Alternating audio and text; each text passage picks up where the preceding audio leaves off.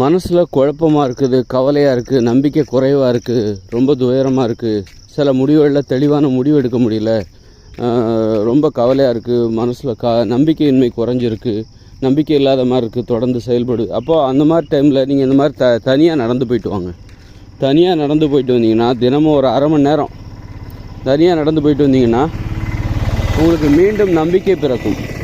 இந்த மாதிரி தினமும் நடந்து போயிட்டு வந்தீங்கன்னா ஒரு அரை மணி நேரம் உங்களுக்கு அந்த நம்பிக்கை பிறக்கும். நடைபயிற்சி செய்வதால் ஏற்படக்கூடிய நன்மை என்பது இதுதான் கண்டிப்பாக. அதனால் உங்கள் நம்பிக்கையை மீட்டெடுக்கலாம். யாருமே இல்லாத இந்த மாதிரியான பகுதிகளில் தனிமையில் ஒரு அரை மணி நேரம் தினமும் நடந்தீங்க அப்படின்னா உங்கள் மனசில் நம்பிக்கையை உருவாக்கலாம். தன்னம்பிக்கை அதிகமாகும், கவலைகள் நீங்கும். மீண்டும் ஒரு லட்சியத்தை நோக்கி நாம் முன்னேறுவதற்கு நமக்கு தேவையான ஊக்கத்தை, உற்சாகத்தை இது தரும். ஒரு பேட்ரி ரீசார்ஜ் பண்ணுற மாதிரி தான். ஒரு ஃபோனை நம்ம ரீசார்ஜ் பண்ணுறோம்ல, அது மாதிரி தான் இது.